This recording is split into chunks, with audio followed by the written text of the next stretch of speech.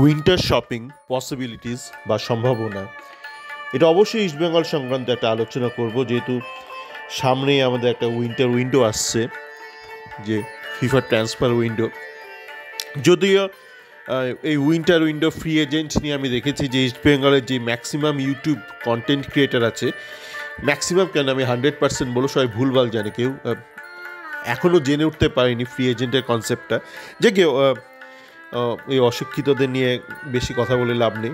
যাদের দেখুন, কেউ যদি কোনো কিছু না জানে ঠিক আছে, কিন্তু কেউ যদি দিনের পর দিন সেটা না জানে এবং জানার কোনো ইচ্ছা না প্রকাশ করে, মানে যারা রোজ কন্টেন্ট বানাচ্ছে ইস্ট বেঙ্গলি, ঘন্টার পর ঘন্টা চ্যাট শো করছে, এখনও তারা জেনে উঠতে পারেনি ফ্রি এজেন্টের কনসেপ্টটা, দেখে মায়া লাগে। বোঝাও যায় যে কেন তারা অন্য কোথাও চাকরি টাকরি পাচ্ছে না এবং এই ইউটিউবার হয়েই থাকতে হচ্ছে, এবং তাদের খুব একটা ভালো ভবিষ্যৎ না, আমি এইটুকু বলে দিতে পারি। মানে ইস্টবেঙ্গলে কী ভবিষ্যৎ, আগামী দিনে ভবিষ্যৎ, সেটা ভিন্ন প্রসঙ্গ হলে এসব ইউটিউবারদের যে কোথাও চাকরি জুটবে না আমি বলে দিতে পারি, কেন আমি নিজে কর্মজগতে অনেক ছেলেকে হায়ার করেছি, ছেলে মেয়েকে।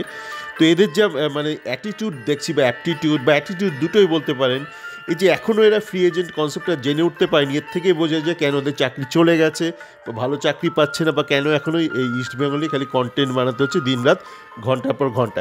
এবার আসা যাক উইন্টার উইন্ডো নিয়ে। এবার উইন্টার উইন্ডো নিয়ে আমি আগেও অনেক কথাবার্তা বলেছি। প্রথম দিকে অনেক আগে আমারও মনে হতো হয়তো উইন্টার উইন্ডোতে ভালো প্লেয়ার পাওয়া যায় না।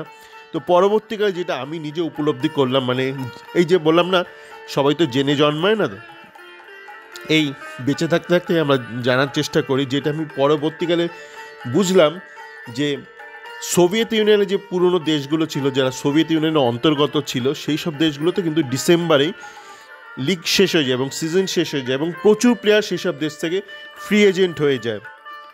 তো আমি গতকাল ওই মোহনবাগান সুপার জায়েন্ট এবং বসুন্ধরার যে এফসি ম্যাচটা হয়েছিল গত বছর, যেটা 2-1 জিতেছিল বসুন্ধরা কিংস, এবং অস্কার ব্রুজো তার কোচ ছিল, তো সেই ম্যাচটা আরও একবার দেখছিলাম। রেকর্ডিং এএফসির যে চ্যানেল আছে তাতে রয়েছে। আমি জানি না এটা ভারত থেকে দেখা যাচ্ছে কিনা, কারণ এএফসির অনেক ভিডিও কন্টেন্ট আমি দেখেছি ভারত থেকে দেখা যায় না। যদি না দেখা যায় তো আপনাকে হয়তো ভিপিএন দিয়ে দেখতে হবে।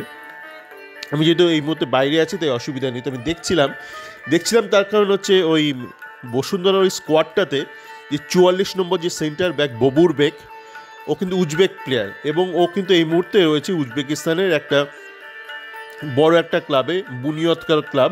তারা বেশ মানে লেগেসি ক্লাব, এই মুহূর্তে প্রথমে 1-2 মধ্যে নেই, মানে পাক্তাকর বা নাসাফ স্ট্যান্ডার্ডের নয় এই মুহূর্তে, তবে মাঝামাঝি রয়েছে। এবং ওখানে কিন্তু ও নিয়মিত খেলছে সেন্টার ব্যাক হিসেবে, 90 মিনিট করে প্রত্যেকটা ম্যাচ খেলছে, খেলার মধ্যেই আছে। তো ওই জন্য খেলাটা একটু দেখছিলাম, এবং দেখতে গিয়ে আমি খেয়াল করলাম, আগেও দেখেছিলাম, তবে আমার ঠিক মাথায় রেজিস্টার করেনি, ওদের যে 77 নম্বর প্লেয়ারটা ছিল ডিফেন্সিভ মিডিয়াম, সেও কিন্তু গফুরব, সেও কিন্তু উজবেকিস্তানের। এবং আমি ওর প্রোফাইলটা দেখছিলাম ও এই মুহূর্তে উজবেকিস্তানের একটা বেশ মাঝারি একটা ক্লাবের হয়ে খেলছে, এবং নিয়মিত খেলছে, এবং ডিফেন্সিভ মিডিয়া হয়ে খেলছে। তো এই দুটো প্লেয়ার নাম নিলাম, মানে আপনি সাথে সাথে বলবেন না এই দুজনকে আনতে হবে, তার কোনো মানে নেই। এরকম কিন্তু প্রচুর প্লেয়ার রয়েছে, সেটা আগে বুঝতে হবে আমাদেরকে। এইসব দেশগুলোতে আমি দেশগুলোর নাম বলছি: উজবেকিস্তান, তুর্কমেনিস্তান, কিরগিজস্তান, তাজিকিস্তান, লিথুয়েনিয়া। এছাড়াও আরও কিছু দেশ থাকতে পারে, মানে আমি তো বসে বসে এখন একটা রিপোর্ট বানাচ্ছি না, এটা তোমার পেশা নয়। তো জাস্ট র্যান্ডাম সার্চ করতে করতে আগেও দেখেছিলাম, তো গতকালও দেখছিলাম, দেখতে দেখতে এইগুলো মাথায় এলো যে এই দেশগুলোর মধ্যে আপনি আবার উজবেকিস্তানকে আবার ছোটো দেশ ভাববেন না। উজবেকিস্তান যথেষ্ট এগিয়ে, আর লিথুয়েনিয়া হয়তো ইউরোপের মানে দেখলেন অনেক পিছিয়ে, কিন্তু আপনারা ভুলে যাচ্ছেন লিথুয়েনিয়া থেকে একটা স্ট্রাইকার এসেছিল ভালস্কিস বলে, যে ছেলেটা কিন্তু আইএসএলের টপ মোস্ট স্কোরার ছিল। মনে করার চেষ্টা করুন, ভালস্কিস জামশেদপুরে বোধহয় ছিল, চেন্নাইতেও ছিল, প্রচুর গোল করতো সেই ছেলেটা কিন্তু লিথুয়েনিয়ার ছেলে, নাগরিক, এবং লিথুয়েনিয়া লিগে খেলতো। এবং লিথুয়েনিয়া লিগ থেকে কিন্তু আমরা একবার ভিক্টর পেরেজ বলে একটা স্প্যানিশ সেন্ট্রাল মিডিয়াকে এনেছিলাম, ওই মানে কোয়েসের দ্বিতীয় বছরে, যখন টিমটা একদম ঝুলে গেছিলো। এক তো আনলাম জনি অ্যাকোস্টাকে, সেই কোস্টারিকা থেকে ফেরত আনলাম, আর নিয়ে এলাম আমরা কিন্তু লিথুয়েনিয়া লিগ থেকে নিয়ে এলাম ভিক্টর পেরেসকে, যে কিন্তু তখন এই লিথুয়েনিয়া লিগেই খেলছিল। এবং ওদের এই অ্যাডভান্টেজ রয়েছে, শীতকালে ওদের লিগটা শেষ হয়ে যায়, এবং ম্যাক্সিমাম প্লেয়ারের চুক্তিও শীতকালে শেষ হয়ে যায়, মানে আমাদের যেমন এই মার্চ এপ্রিলে শেষ হয়, সবার চুক্তি এপ্রিলে শেষ হয়, এইসব দেশে কিন্তু ডিসেম্বরে চুক্তি শেষ হয়। কারণ ধরুন ডিসেম্বর 24-এ শেষ হলো, ডিসেম্বর 25-এ, ডিসেম্বর 26-এ, মানে আমাদের কাছে যেটা সামার উইন্ডো, ওদের কাছে এটা কিন্তু উইন্টার উইন্ডো, মানে ওদের ম্যাক্সিমাম বেচা কেনা হয় উইন্টার উইন্ডোতে।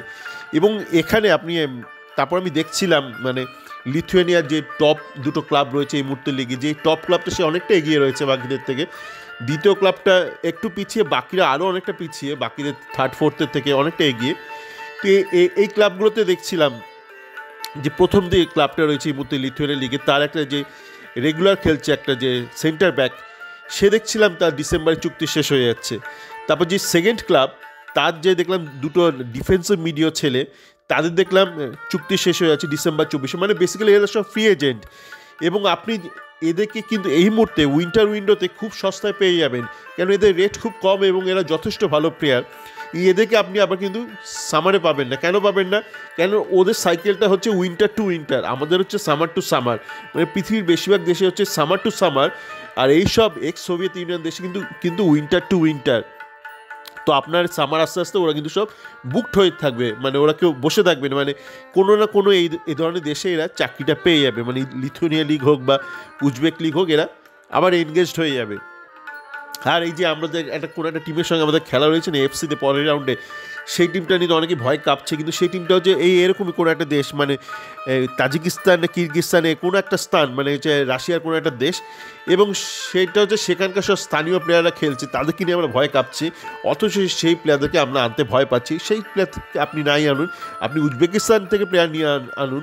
এবার আপনি বলতে পারেন ভয় লাগছে, ওরা এসে কী করে মানিয়ে নেবে এত অল্প সময়, কেন পারবে না? এই যে আপনি যে ববুরবেক আর গফুরব বলে ছেলেটাকে, এদের খেলা দেখুন না, দেখুন বেশ মানে শক্তপোক্ত চেহারা, মানে ওই মরাখেকো আপনার ওই সদর স্ট্রিটে যে হেঁটে বেড়ায় না, মানে ওই কলকাতা মিউজিয়ামের আশপাশে মরাখেকো সাহেব ওরকম চেহারা না, মানে আপনি অনেকে ভাবেন যে সাহেব মানে মরাখেকো হবে, ওরকম চেহারা হবে না, না না, এদের ওরকম চেহারা না, একদম গাট্টা গোট্টা, শুধু চামড়াটার রং সাদা, কালো নয়। কালো হলে আপনি আফ্রিকান বলে চালিয়ে দিতেন, কিন্তু একদম গাট্টা গোট্টা, একদম মার্কাটারি চেহারা এদের। তো আপনি যদি এই মুহূর্তে ধরুন বুরবেক বা গফুরবকে আনেন, তাহলে এই যুক্তিও খাটে না যে এরা এসে ইন্ডিয়ার সঙ্গে মানিয়ে নেওয়ার মতো সময় পাবে না, কেন এরা কিছুদিন আগে বাংলাদেশে খেলে গেছে, মানে গোটা মৌসুম খেলে গেছে। আর আমি বললাম আবারও যে আপনি শুধু এই দুটো প্লেয়ারেই সীমাবদ্ধ রাখবেন না, যেহেতু আমি বলেছি মানে একের থেকেই নিতে হবে তার কোনো মানে নেই।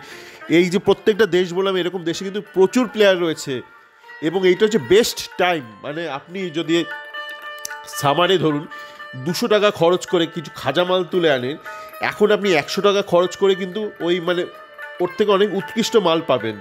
তো এখন দেখুন আমাদের প্রথম যে সমস্যাটা হচ্ছিল মানে আইএসএল আসার পর, যে আমাদের মানে আমাদের ইনভেস্টারতে থাকবে কি থাকবে না, পরের মরশুমে সে টাকা দেবে কি দেবে না, এই একটা প্রবলেম ছিল। কিন্তু এখন তো সেটা নেই, এখন যারা রয়েছে একটা মোটামুটি স্টেবিলিটি রয়েছে। তো এখন যখন স্টেবিলিটি রয়েছে, তো আপনি কেন সামারের জন্য বসে থাকবেন? আপনার যেসব খাজা বিদেশিগুলো আছে, একমাত্র ডিয়ামান্টাগস ছাড়া বাকি প্রত্যেকটা তো খাজা, বাকি 5টাই খাজা বিদেশি, আপনার কম বেশি প্রত্যেকেই খাজা। আপনার তালাল শুরু করে এদের নিয়ে মানে আপনি আর লিগ জিততে পারবেন এসব তালাল প্লেয়ারদের নিয়ে। তো আপনাকে কিন্তু এইটা একটা মোক্ষম সময় যে আপনি খুব অল্প টাকা খরচ করে আপনার ওই আগামী গ্রীষ্মের বাজারটা করে নিতে পারবেন, এবং এটা করাই উচিত আমার মনে হয়। কেননা দেখবেন আমরা যারা সাধারণ মধ্যবিত্ত পরিবারের লোকজন, মানে সবাই মধ্যবিত্ত আমরা, মানে কেউই মানে আশা করি যারা ইস্ট বেঙ্গলে অত চর্চা করে ম্যাক্সিমাম মধ্যবিত্ত বা নিম্নবিত্ত বা গরিব, মানে বিশাল ধনী লোক আবার সে আবার ক্রিকেট বা অনেকে কোনো খেলাই পছন্দ করে, সে আবার পোকো টোকো নিয়ে থাকে। যে কিন্তু আমরা কিন্তু একটু হিসেব করে খরচ করি। যদি আমি জানি যে একটা অফারে একটা জিনিস পাচ্ছি, বা ধরুন আমি দেশে যাবো বা হয়তো বেড়াতে যাবো দেশে, তো আমি তো এমন না যে বেড়াতে যাওয়ার একদিন আগে লোকের জন্য গিফট কিনবো, জামা কাপড় এগুলো যদি কিনতে হয়, ধরুন চকলেটের মোটামুটি একটা স্ট্যান্ডার্ড দাম, আপনি আগে কিনলেও লাভ নেই, বরঞ্চ আগে কিনলে চকলেটটা গলে যেতেই পারে। এরকম অনেকবার হয়েছে আমার, চকলেট নিয়ে গেছি, চকলেট আগে থেকে কিনেছি, গলে গেছে। তো আমি ইন্ডিয়ায় যাওয়ার 1-2 দিন আগেই চকলেটগুলো কিনি। কিন্তু ধরুন অন্যান্য জামা কাপড় আপনি কোনো কসমেটিক্স দেবেন বা জামা কাপড় কাউকে গিফট দেবেন, সেগুলো যদি আপনি একটু আগে থেকে কেনাকাটি শুরু করেন, তাহলে কিন্তু ঠিকঠাক দামে ভালো জিনিসটা পাবেন। এবার আপনি যদি এখন ভাবেন না না না তো সময় নেই আমার, তাহলে আপনি লাস্ট মুহূর্তে দোকানে যাবেন, দোকানে গিয়ে হয় বাজে জিনিস কিনবেন যদি না আপনি প্রচুর খরচ করতে চান, নয়তো ভালো জিনিস কিনবেন কিন্তু প্রচুর খরচটা করে ফেলবেন। তো আপনি যদি অল্প খরচে ভালো জিনিস কিনতে চান তাহলে আপনাকে কি একটু মাথাটা পরিকল্পনা একটু সজাগ থাকতে হবে যে কখন আমি পাবো জামা কাপড়গুলো। ধরুন আপনি শীতকালে যাচ্ছেন কলকাতা, শীতকালে যাবেন, এবং শীতকালে তো আপনার ধরুন এখন যা মানে শপিংয়ের যে এখন যে ইকোসিস্টেম হয়েছে তো অনলাইন বেসড, আপনার শীতকালে আপনি এখানকার দোকান ফোকানে যে আপনি যদি শীতের দেশে থাকেন সেখানে আপনি এত মোটা ফোটা জিনিসপত্র পাবেন, ওই কলকাতায় পরা যায় এরকম জিনিসপত্র পাবেন না। তো কলকাতায় পরা যায় এরকম জিনিস যদি আপনি কিনতে হয় সেটা কিন্তু আপনাকে ওই শীতের অনেক আগেই তুলে নিতে হবে।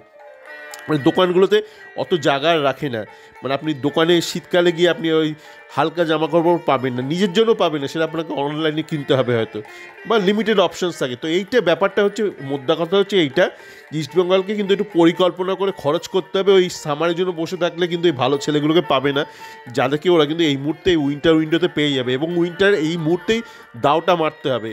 পারলে 5টা বিদেশি বদলে নিক, কেননা এমন তো না ইমামি পালিয়ে যাচ্ছে বা বাকিরা পালিয়ে যাচ্ছে, লোহিয়া এরা সব পালিয়ে যাচ্ছে, কেউই তো যাচ্ছে না। তো এরা যখন থাকবেই তো আপনি কেন আর 2-3 মাস বাদে অত বেশি খরচ করে বাজে প্লেয়ার নেবেন? হচ্ছে অনেক কম খরচ করে তো আপনি এই মুহূর্তে ভালো ভালো প্লেয়ার তুলে নিতে পারবেন। তো সকলে ভালো থাকবেন, আর আশা করি এই বুদ্ধিটা আমাদের ম্যানেজমেন্টের মাথায় ঢুকবে। এবং দেখুন, আপনারা কিন্তু জীবনে এগোতে গেলে কিন্তু বাকিদের থেকে একটু আউটস্মার্ট করতে হবে, বাকিদেরকে একটু আউটস্মার্ট করতে হবে, একটু বাকিদের থেকে একটু এগিয়ে ভাবতে হবে, এগিয়ে চিন্তাভাবনা করতে হবে। মানে আপনি সবাইকে ফলো করলে আপনি তার পেছনে থাকবেন, পেছনে থাকলে আপনি ম্যাক্সিমাম জীবনে সেকেন্ড হতে পারবেন, ফার্স্ট হতে পারবেন না। আপনাকে কিন্তু আলাদা করে একদম out of the box thinking করতে হবে। সকলে ভালো থাকবেন।